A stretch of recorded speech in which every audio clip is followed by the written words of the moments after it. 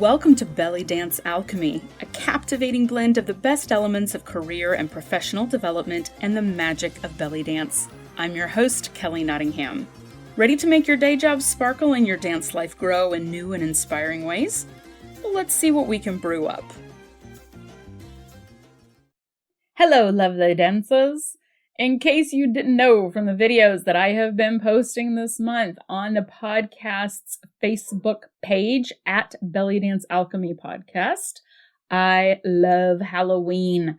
I love its historic Celtic roots, although we won't be discussing that today. We're talking about modern secular celebrations of Halloween today.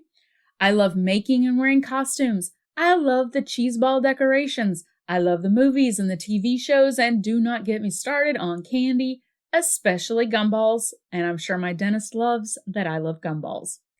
And I love the commingling of fear and excitement, of scary terror, and the fun thrills that come with Halloween. And that's what we're discussing today, fear and how to make friends with it, how to use the benefits of fear to make our lives better, and let go of fear that controls us too much or holds us back. Now, I'm not talking specifically about making friends with the stimulus that makes you afraid. Making friends with a spider on your porch is 100% optional, but the physical, psychological, mental, and emotional reactions you have to that stimulus, that's the fear we're discussing today. My brilliant sister Rachel says that fear and excitement are opposite sides of the same coin. The difference lies in our self-talk about what the feeling means and how we approach it. You can watch two people on a roller coaster and you know exactly what I mean. One person is sitting there, terrified, screaming in fear, and the person right next to them is screaming out of joy and thrill and happiness. Because fear and happiness and excitement release some of the same chemicals into our brains, we can actually feel excitement or happiness or fun when in some possible fear-inducing circumstances, like a haunted house, for example. This is also why you should never start a romantic relationship with someone immediately after a really scary event. We see this trope in horror movies all the time. Consider this a piece of advice from your Auntie Kelly. Those chemicals are going to fade out and you're going to be left with some weirdo that you've barely known for 2 hours, but you were strangely, madly attracted to just an hour ago. So, what we're going to be discussing today. 4 things. The benefits of fear and what it does for us. 3 ways fears can go haywire and control us too much. Ways fear can show up in our lives. And we're going to look at 4 ways to make a friend with our fear. Now, I'm not talking about severe fear here. For panic disorders, social anxiety disorders, phobias, and PTSD, post-traumatic stress disorder, those need far more qualified guidance and support than my little podcast could possibly offer. Frankly, I strongly encourage anybody dealing with a high amount of fear go talk to a qualified counselor or therapist. It never hurts to get a third party to help you through a situation. Don't let your fear of talking to a therapist get in the way of dealing with your fear. So let's talk about some of the benefits of fear. Fear keeps us safe. It helps us to recognize dangers or possible threats. It helps us identify something that maybe our intuition is picking up on, but our logical brain isn't. You know that creepy, shivery, hair on the back of your neck feeling that goes on. It keeps us from taking dangerous risks. It gets us physically ready to deal with a challenge. It shows us where our comfort zone boundaries are. It helps us to plan proactively for challenges that might come up by identifying things we need to watch out for. It shows us what we truly care about and value. And therefore, it shows us where our next steps on our path may be. Sometimes our fear can actually point the direction where we need to go. Now, the problem is fear can go beyond being helpful to us. It can hold us back. It can keep us quiet, small, insecure, anxious, unwilling to take risks. So yes, fear can keep us safe, but it can also keep us too safe. We can start to see dangers or possible threats as bigger or more dangerous than they actually are. Instead of our brain learning from our intuition, it can just shut our brains down and we go into fear brain, where we avoid anything that has to do with the fear at all, and therefore we learn nothing from the fear. Fear can keep us from taking any risks at all. It gets us physically ready to deal with the challenge, but the energy has nowhere to go if we just sit and stew in it, except to turn into internalized stress and higher blood pressure and insomnia and lower immune systems, and etc. It can keep us in ever shrinking comfort zones. Our comfort zones don't necessarily always stay the same size. If we do nothing to keep the walls where they are, they will keep getting smaller. Fear shuts down our ability to plan proactively for challenges that might come up by completely overwhelming us with things we need to watch out for. Everything is dangerous. Fear can disguise what we truly care about and value by hiding behind surface fears. We're going to be talking about this in just a minute. And sometimes our fear can point the direction where we should go, but our fear itself tells us to go the other way. So there are lots of ways that fear can show up in our lives. So let's look at some ways that this can happen. When we tell ourselves untrue stories about the fear and justify how it helps us. So for example, being scared of snakes is keeping me alive.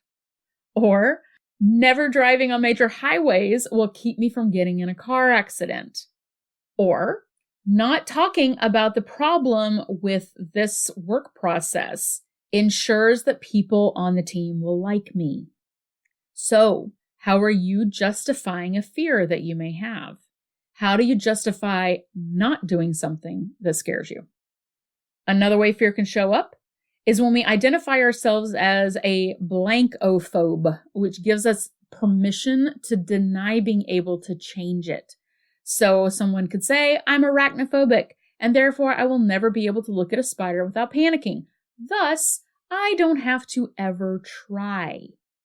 Now, if you self-identify as a worrier or a quote-unquote neurotic, I am talking to you right here. Another way, when we don't examine the actual underlying fear and we just look at those surface fears instead. Now, recently I did a video on glossophobia, which is the fear of public speaking. What's interesting is that a lot of people who say that they have a fear of public speaking, it's not actually about the fear of public speaking. It's actually, when they go down underneath that surface level fear of public speaking, it's about being judged. It's a fear of being perceived as an imposter. It's a fear of losing status with people that we admire. It's a fear of making unforgivable mistakes. It's basically a fear of being excluded from a group we're a part of or want to be a part of. Now, fear doesn't always show up as terror. Fear can show up as resistance, procrastination, anxiety, deflection. So, for example, I'll do this instead of that thing that scares me. Scapegoating. So it's somebody else's fault why I can't do the thing that I'm scared to do. Avoidance. Rationalizing not doing the thing. So there are lots of ways this can show up. So let's take a hypothetical situation here. How about a fear of retiring? Now, some of us may think that this couldn't possibly exist, but there are a lot of people who have this fear without really realizing it. Now, this could be retirement from a job. This could be retirement from dance, retirement from a troupe. Let's say that we have a dancer and she doesn't know what she's going to do after she retires, so she's put it off for years. She's decided in her work job that if she's forced to retire, she's just going to go ahead and get another job right away. And her boss keeps asking how much longer she's going to work. And she won't answer because she's scared to lose her sense of identity, her usefulness, her friendships and connections, that feeling of being an expert, feeling that her life has purpose, fear that she's just going to wither and die because she's heard of that happening to other people. The sad truth is that the fears that are underlying this, that she may not even realize are there, are holding her back from what could be a fantastic new chapter of her life. So how about a dance example? Let's say we have a dancer who's avoided invitations to perform as a soloist. She says it's because she prefers to perform in a troupe. But deep down, she actually doesn't think she has the skill to perform a successful solo. She prides herself on being a hardworking student. She comes to troop rehearsal. She practices a lot. And when others ask her if she's going to do a solo in the next show, she has a litany of excuses why not. I would need a new costume. I'm already working on the troop choreo. I'm too busy at work to put together my performance. And on and on. She's envious, though, of other dancers who've gone from troupe to solo performances, and her fear is causing her to become jealous of other dancers who maybe haven't been dancing as long as she has, but who are, according to her, progressing faster than she is because they're doing solos. She's considering just quitting dancing completely. Her skill isn't holding her back. Her fear is. We don't necessarily recognize the fear for what it is. It may feel mild, like a sort of tickling thought in the back of our heads that we don't realize is as deep and widespread and impactful as it is. That fear may show up in many places in our lives. Like an aspen tree, for listeners that live in places where they have gorgeous aspen trees. These aspens have a system of many trees connected to one huge root system.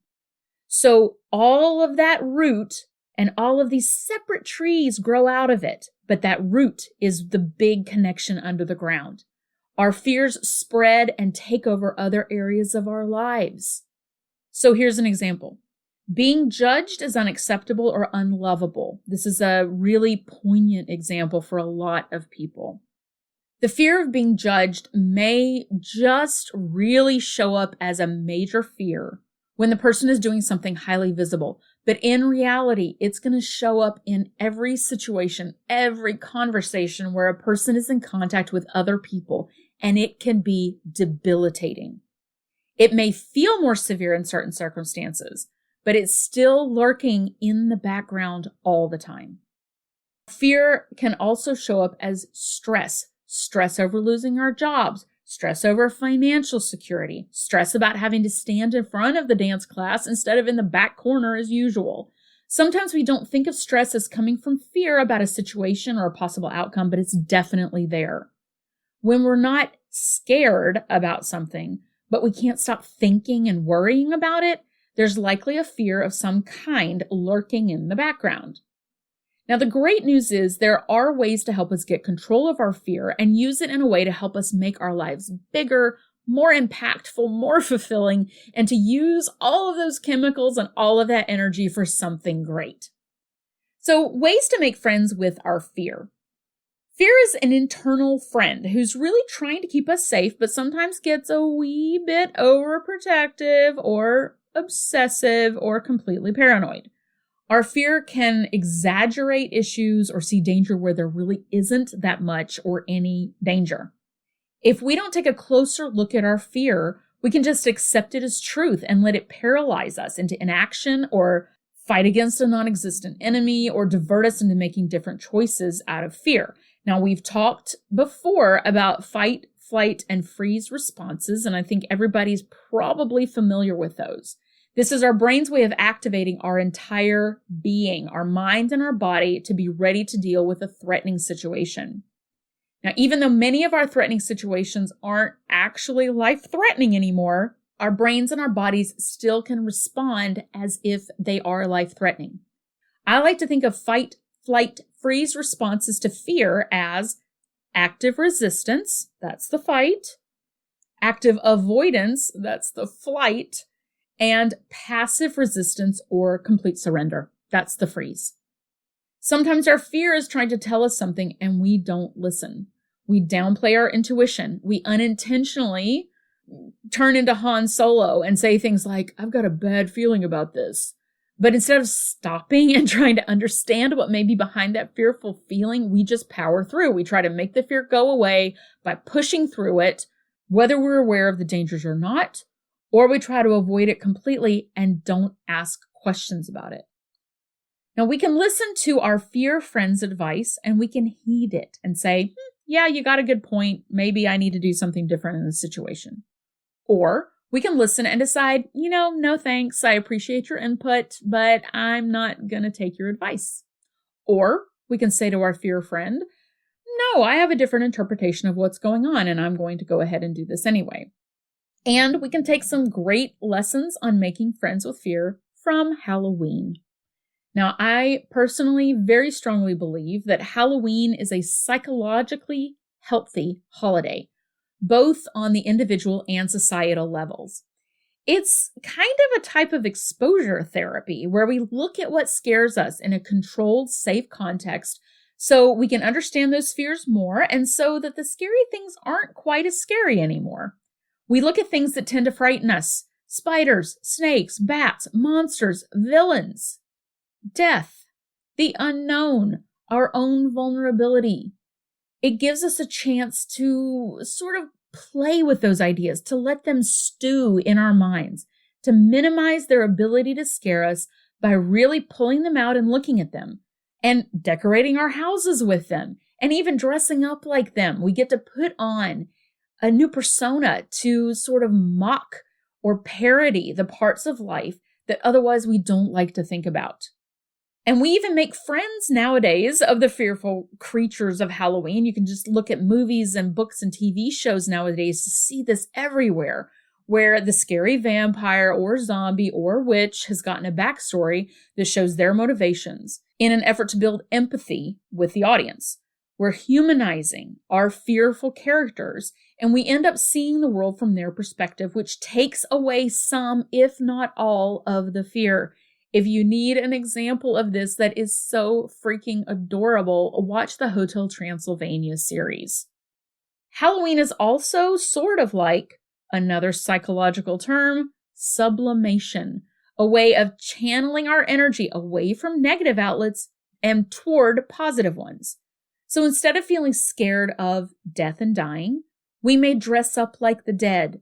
We spend our energy putting up a styrofoam fake cemetery in our front yard.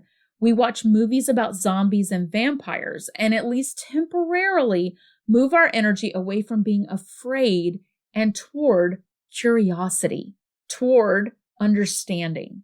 And with Halloween, sometimes toward laughter and candy and fun. We exert energy in the opposite direction that our fear would take us. We go straight toward the fear and we explore it. When we begin to break down the fear and understand what sits behind it, what drives it, we learn that maybe there actually is nothing to fear. We also learn about ourselves, what sits in our thoughts, our emotions, our past experiences, our assumptions, and how they've shaped the fear that we have now. We can listen to that fear and understand what it's trying to tell us about the situation and about ourselves. And we can then decide if we want to hold on to those ideas and those fears. I mean, maybe they're legitimate. Maybe they are. Maybe they're not. And we can keep the ones that are valid and legitimate because they're valid and legitimate, or we can learn something about ourselves and then let the fears go. So our fear can be our friend, but a lot of times we push it into the dark, unexamined and unquestioned. So the first important step to making friends with fear is to get curious about it, bring it out into the light and befriend it. Ask it some questions. Hey, fear friend, what are you trying to tell me about this situation? What are you trying to tell me about myself? Where else do you show up in my life? And then you can ask yourself some questions. Where did this fear start? What is my history with this fear? What story or narrative or movie plot line have I created in my head to explain this fear? What is the root cause of the fear? What is the root issue? What am I afraid of losing when I get down to the very bottom of this fear? What situations bring out the fear? And how does it feel in my mind and my body? How are those chemicals affecting me? Now, if you aren't sure, start writing this down, even if it's just a few words when the fear hits, to help you figure out where that fear is hitting you and how you respond to it. Honestly, in the years that I have spent myself working through some very severe phobias that I've had, I find that journaling and writing down what I'm thinking, what I'm feeling, what the situation was, and what the outcome is can really, really help. So next up, after we've been curious about our fear, we address the fear head on. If our fear is telling us that there's a potential threat, for example, you may get laid off, is the fear actually true? What do you actually know about the situation? Is your lack of knowledge causing some of the fear? Now, if the fear may be true, what can you do to proactively prepare? Our fear response is designed to help us do something. So just being fearful isn't an end of its own. It's the preparation for whatever it is you need to do to deal with the situation. So for example, when people say that they're scared of losing their jobs and they dig down and say, I don't have enough money for savings and I'm not sure how I'm going to provide for my family, the next step is to figure out where you stand financially, pull together your current spending, pull together your income so you can see where you are. Active steps can help you use your fear chemicals and reactions in a productive way. You can also look at the pros and cons of holding on to the fear.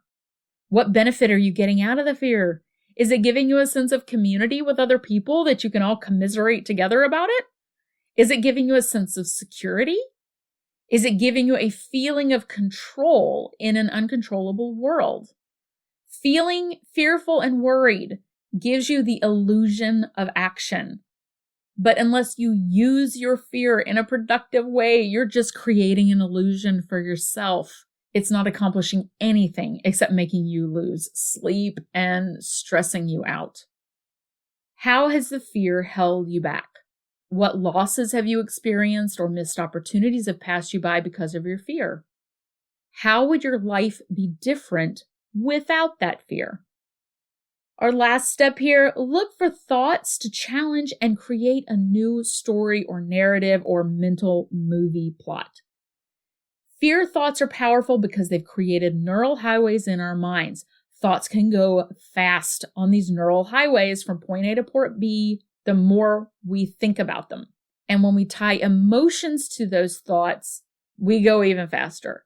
So you have to take a look at those thoughts. What are they saying? And then create a new series of thoughts to replace them. Give yourself or build evidence for why that new story and narrative is true. Maybe you've dealt with a similar situation with something else that scared you in the past and you were able to figure it out and handle it. Maybe you've known other people who've dealt with the same fear successfully. When the fear thought pops up, consciously shift to the new story. Now, this takes a lot of time to rewire these thinking patterns, but it is absolutely possible. Often because the original fear story isn't actually true, or it only has one or two proofs of its validity. But what if there's something we actually want to do, but we're scared to do it? Let's say you've been thinking about going back to school so you can start a whole new career, but you're already mid-career. On those days when the sun is shining and you've had enough coffee and you're annoyed with your current job, going back to school seems totally doable. But after dark, when our fear brain is often at its busiest and most persuasive, the whole prospect is 110% terrifying. If the fear is holding you back from doing something you want to do, here's a way to reframe it. Maybe you're fearful because you care so much about it. Maybe you're fearful because it's important to you, not because it's inherently scary. I mean, if it weren't important to you, you'd probably be like, oh, should I go back and change careers and go back to school for something? Meh, whatever.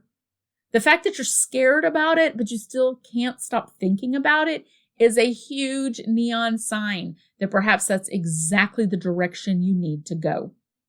And our fear friend can really help us out in this situation by showing us precisely what we're worried about if we take the time to examine it, which means we can take proactive steps then to prepare for the possibility of that fear coming true. So, an example here. Very early in my career, I was asked to lead a workshop at a corporation with a team that was not working well together.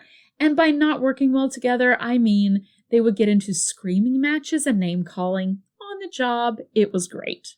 The leaders of the group brought me in, asked me to help with the situation. They told me about some of the challenges that were going on. They talked about some examples of the issues that they were seeing. But honestly, you never know how these sessions are going to go until you get in there, especially if there's a lot of antagonism and a lot of emotions like there was with this group. I was so worried about this session. I was terrified. I had prepared what I wanted to say to them. I re-prepared what I wanted to say. But frankly, I was scared that one, the whole group was just going to blow up and start throwing things at each other, or two, that I was going to completely miss the mark on what the actual issue was and the group wouldn't get anything out of it. I prepared for weeks, trying to make the presentation as good as I could, rehearsing it, but the nagging fear was still there. What if this isn't the actual issue? What if I can't keep control of the room? My poor little fear friend was working so hard to get me ready for the session, but up to that point, I hadn't really been listening. So instead of focusing on my presentation, I stopped and I looked at ways to deal with the issues that were possibly going to come up that my fear was based on. How would I deal with the group saying that the main topic wasn't the actual issue? Well, I could try to cover everything, or I can ask them at the beginning to identify what they think the problems are. I came up with some practical ways to get the group to open up, and I rehearsed what I could say and do to get the energy in the room calmer if needed. The result was the session went really well, which is great. But it was a huge learning opportunity for me, because had I not listened to my fear and just barreled on ahead, that workshop would have been a disaster. My fear, once I actually sat down and examined it, wasn't about getting hit upside the head with a stapler. It was about one of my deepest values, which is helping others. I was worried that I wouldn't be able to help them. And if I couldn't help them, I might not get opportunities to help other people either, because nobody would ask me to come back and do workshops again. So once that was out in the open, it was so much easier to address that root issue. How can I help these people effectively? That was a question I could stop being afraid of and start to get excited about. Okay, so we've covered a ton in this episode. Let's take this one for a final spin. Think about a fear that you have or that you experience regularly or predictably. Step number 1 is to get curious about that fear. Bring it out into the light and befriend it and ask it some of those questions we talked about. What are you trying to tell me about the situation? What are you trying to tell me about myself? Where else do you show up in my life? Number 2, address the fear head on. What do you actually know about the situation? Is your lack of knowledge causing some of the fear? And if the fear may be true, what can you do to proactively prepare for it? That fear response is trying to help us do something, so what can you do? Number 3, look at the pros and cons of holding on to the fear like you do now. What benefit do you get out of it? How has the fear held you back? And how would your life be different without the fear? Number 4, our last step.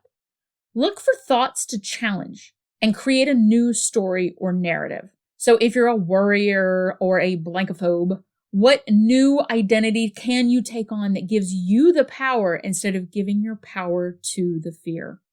If you didn't have the fear, what would the next step in your storyline or your narrative be? How can you take one step toward that? All right, everyone, that's it for this episode. Have a wonderful, safe Halloween, a blessed Samhain if you celebrate, and Feliz Dia de Muertos. Bye, everybody. Well, thanks for listening. If you like what you hear, please subscribe to this podcast and share the magic with your dance friends. If you want more, you can sign up for our mailing list at bellydancealchemy.org, or you can email me your suggestions and feedback. I would love to hear from you at bellydancealchemypodcast@gmail.com. Bye.